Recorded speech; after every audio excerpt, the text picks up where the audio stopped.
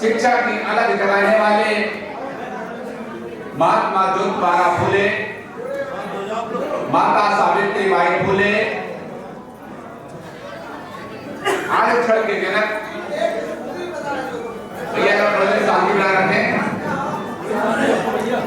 आरक्षण के जनक उर्मी महाराजा छत्रपति साहू जी महाराज के चरणों में समर्पित करते हुए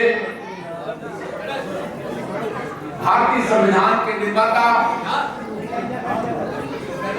भारत रत्न बोधिसत्व बाबा साहब doctor B are Ambedkar ji के चरणों में श्रद्धासुमन अर्पित करता हूं। बहुजन समाज पार्टी के संस्थापक,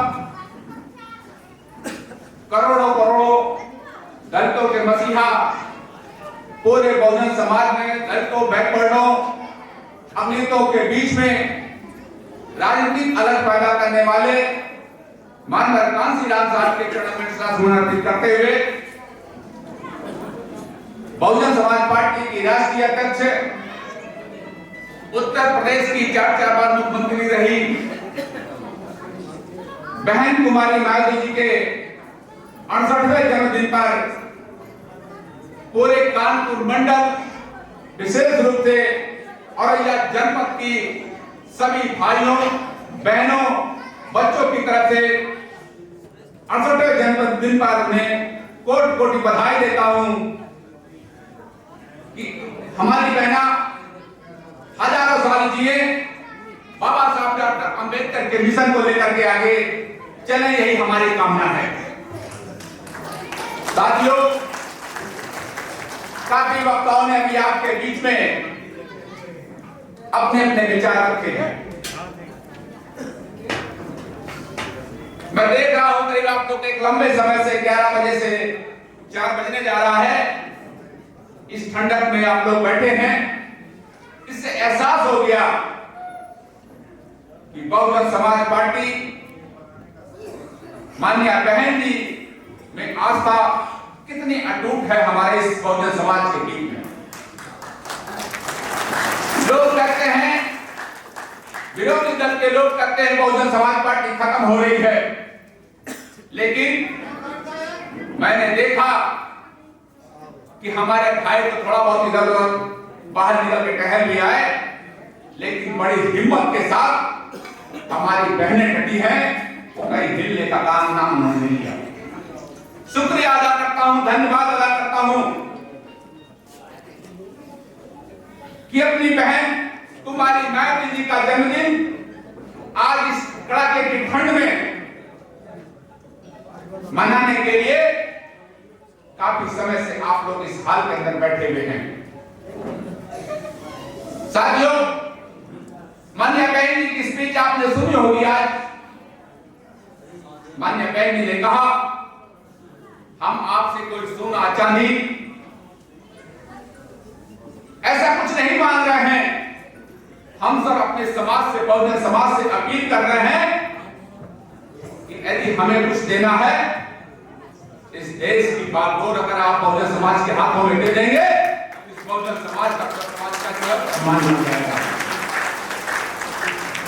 बहन जी को कुछ नहीं चाहिए, बहन जी ने सर्व समाज के सम्मान में अपना पूरा जीवन लगा दिया। साथियों, शादी प्यार नहीं किया और आपसे उम्मीद लगाती हैं कि ये सर्व समाज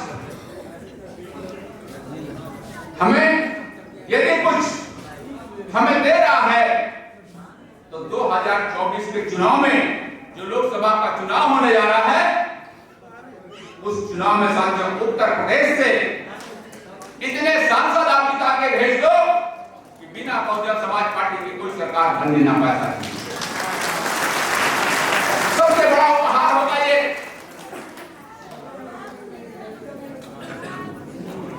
साथियों, माननीय कांशीराम साहब कहते थे,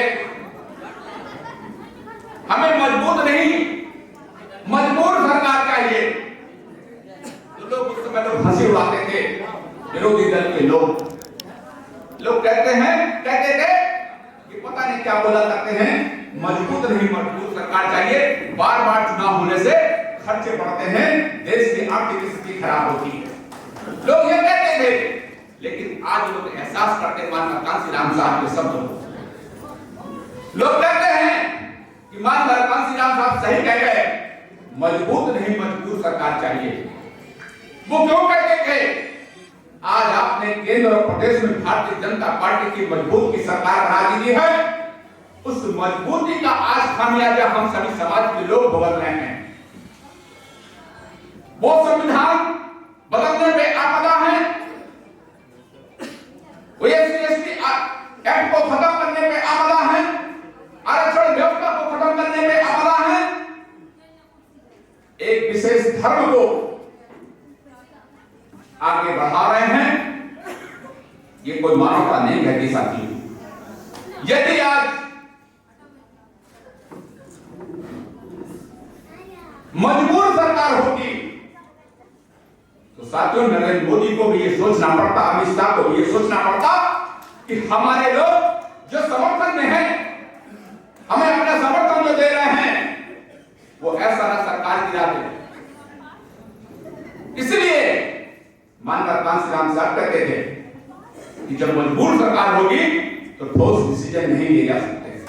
तो साथियों, इसलिए मेरा निवेदन है कि आपके इस इटावा मैया की धरती से 2024 का चुनाव जो आगाज होने जा रहा है, इस चुनाव में बहुजन समाज पार्टी के प्रत्याशी को आप इतने मतों से जिता देना साथियों कि आपकी आवाज बनकर संसद में बोलने का काम करें। पूरे उत्तर प्रदेश से साथियों इस बार ऐसी हवा बन रही है कि पूरे उत्तर प्रदेश में आपके इतने सांसद जीत करके जाएंगे कि बिना बहुजन समाज पार्टी के किसी की सरकार करने वाली नहीं। लोग समझ गए हैं, लोग राहुल गांधी के बारे में जान गए हैं, लोग मोदी और अमित शाह के बारे में लोग जान गए हैं, अखिलेश जी के बारे में जान गए हैं। और बहुत बारीकी से अगर किसी ने पढ़ा है इस सर्व समाज के लोगों ने, तो बहन कुमारी मायावती जी को पढ़ लिया है, जान लिया है कि इतने सर्वश्रेष्ठ नेता हैं तो उनके खिलाफ किसी की बोलने की हिम्मत साथियों नहीं होती है। अभी समाजवादी पार्टी के मुखिया ने एक बयान दिया था कि अगर बहुजन समाज पार्टी को इंडिया के गठबंधन में लिया गया तो हम उस गठबंधन से दूर हो जाएंगे। बहुजन समाज पार्टी भारतीय जनता पार्टी की भी टीम है, तरह तरह के अलग बयानबाजी की। साथियों, बहन जी ने लंबे समय से नहीं बोल रही थी।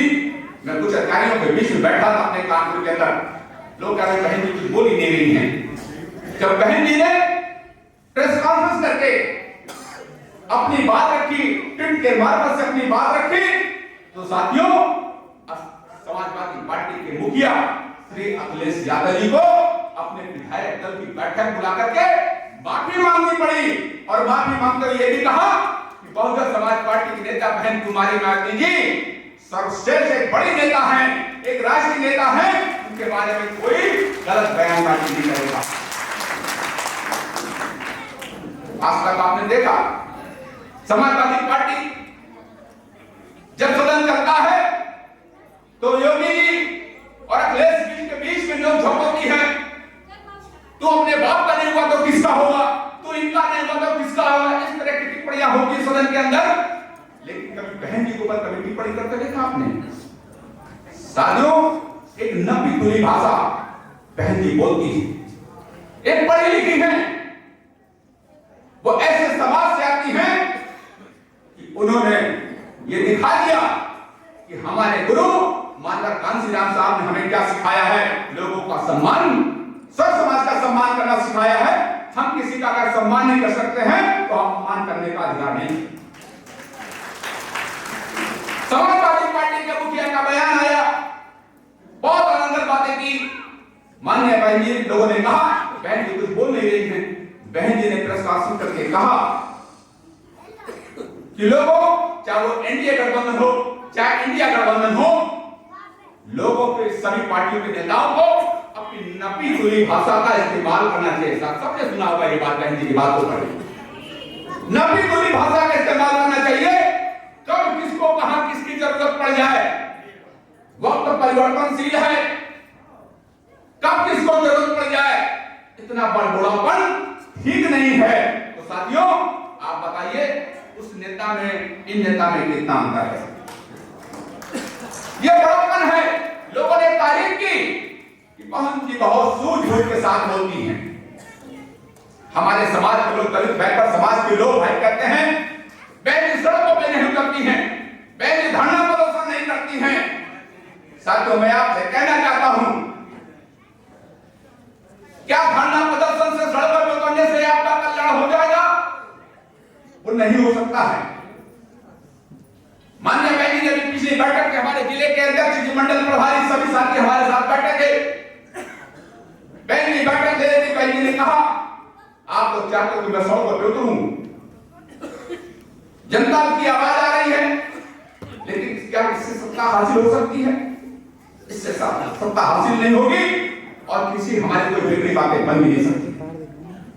अगर अपनी बिगड़ी बात को बनाना है, अगर हमें सत्ता हासिल करनी है, और बाबा साहब अम्बेडकर ने जो वोट की चोट ली है, उस वोट की चोट से अगर हमने सत्ता हासिल कर ली तो हमें धरना प्रदर्शन करने की आवश्यकता नहीं होगी।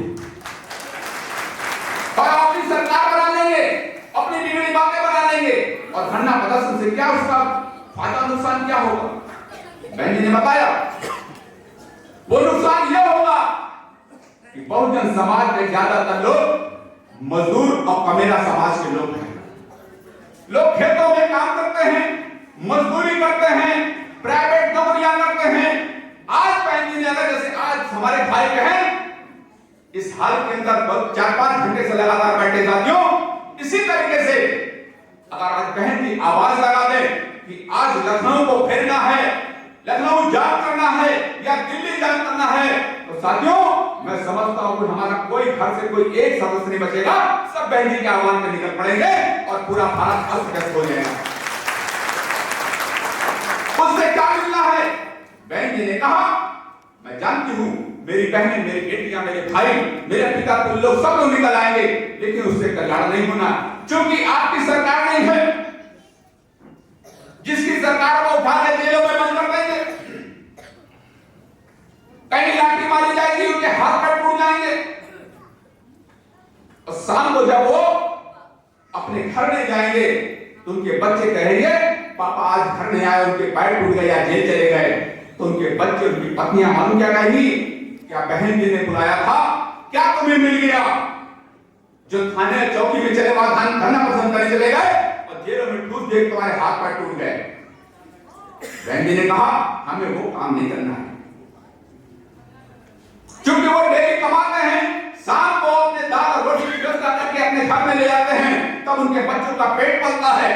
इसलिए मुझे मालूम है कितना कमजोर ये समाज है।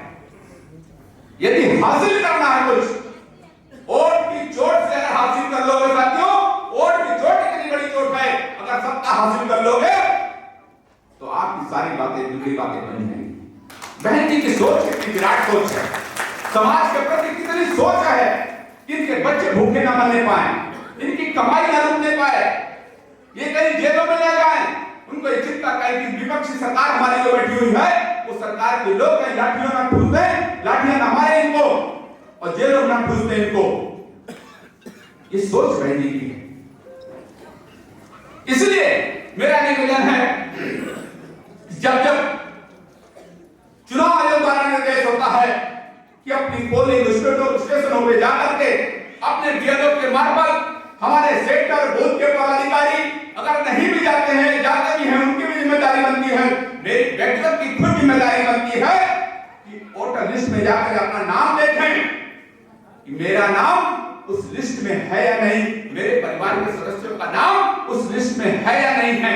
ये चीज हमें साथियों ये करना होगा। जब हमारे वोट ही नहीं रहेंगे, हम वोट किसको देंगे? आप आखिर में निकलते हो कि हम वोट देने जा रहे हैं, मतलब वोटर लिस्ट में आपका नाम नहीं है, तो आप कहते हो कि वोट में नाम हमारा काट दिया गया, लिस्ट में नाम नहीं है, क्योंकि हमने अपनी होशियारी नहीं दिखाई। हम रोज कमाने खाने में लगे रहे, घूमने टहलने में लगे रहे, लेकिन हम बनाना तो सब चाहते हैं कि बहन जी को प्रदेश का प्रधानमंत्री बनाना चाहते हैं, लेकिन जब वोटें नहीं दे पाओगे साथियों तो कैसे आप प्रधानमंत्री बना दोगे? ना जाने कितने अभियान चलाए गए। अभी इसी जनवरी माह में फिर से एक अभियान चालू होने वाला है।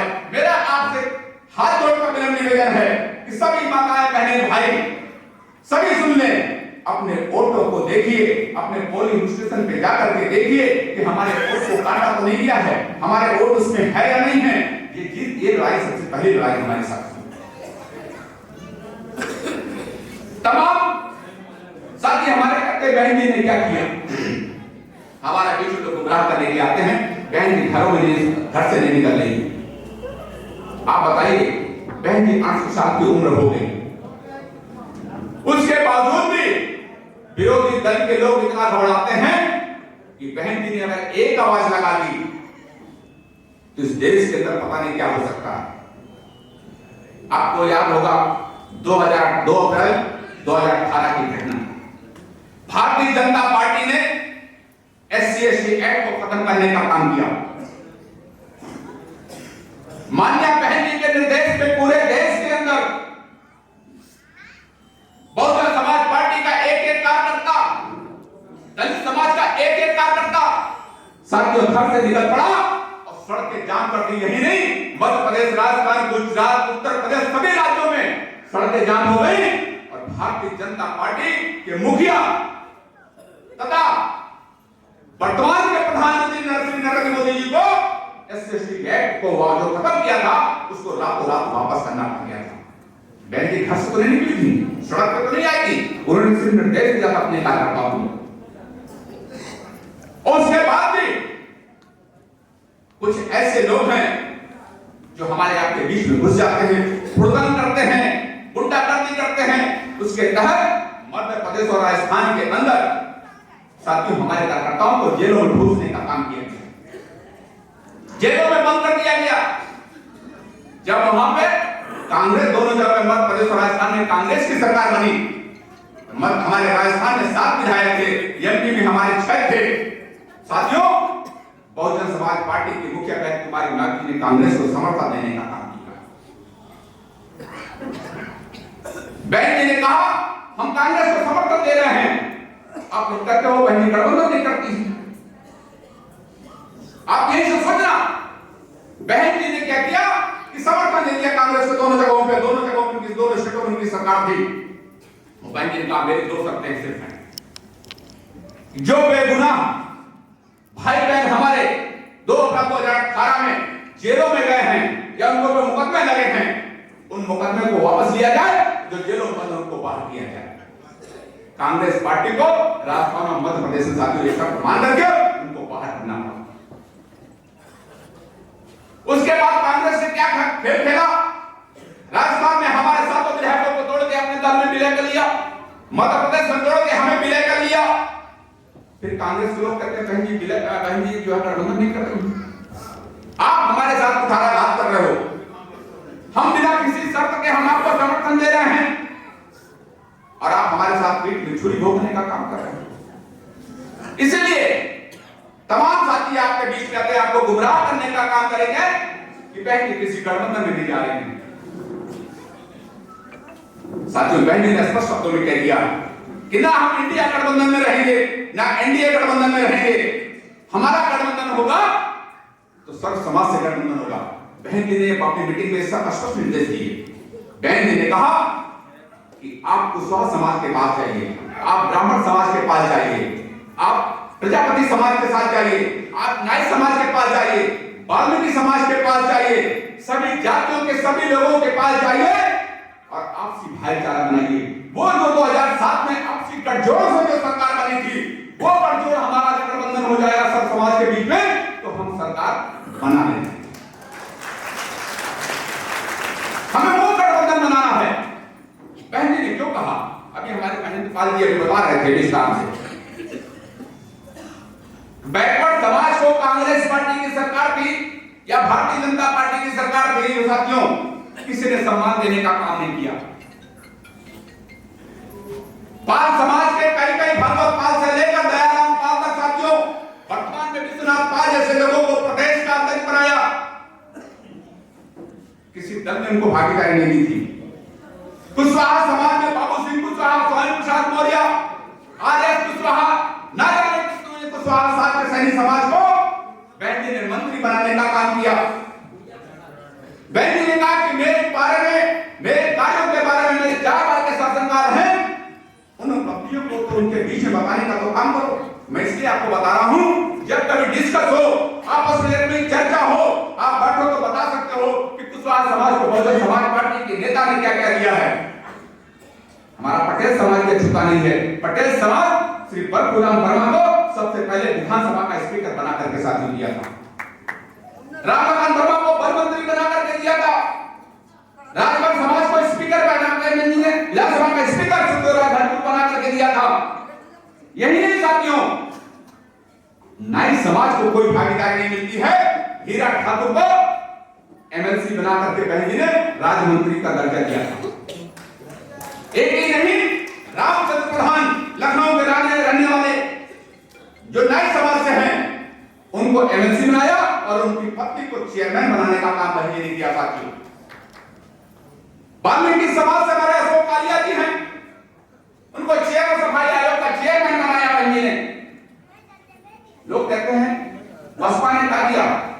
मेरे बैकवर्ड समाज के लोगों, जरा सोचो, आपकी स्थिति बहुजन समाज पार्टी के साथ क्या थी और आज आपकी स्थिति क्या है। भागीदारी तब क्या थी और आज आपकी क्या भागीदारी है, यह हमें सोचने की आवश्यकता है। साथी, आपको कहीं नहीं कुछ मिलने वाला है। अगर आपका भला कहीं है इस बहुजन समाज पार्टी के बैनर तले है साथियों, क्योंकि बहन जी की सोच बहुत विराट सोच है। उनकी कदर करने के साथियों कोई अंतर नहीं है। मुस्लिम समाज के बीच में नसीमुद्दीन सिद्दीकी को एमएलसी बनाने का काम किया। हमारे भाई नौशाद अली जी उनको एमएलसी बनाने का काम किया। ठाकुर समाज से ठाकुर जगीर सिंह को एमएलसी बनाने का काम किया। साथियों, ऐसा कोई नहीं है जिसको बहन जी ने भागीदारी नहीं दी। ब्राह्मण समाज से माननीय सतीश मिश्रा जी को राज्यसभा में भेजने का काम किया। साथियों,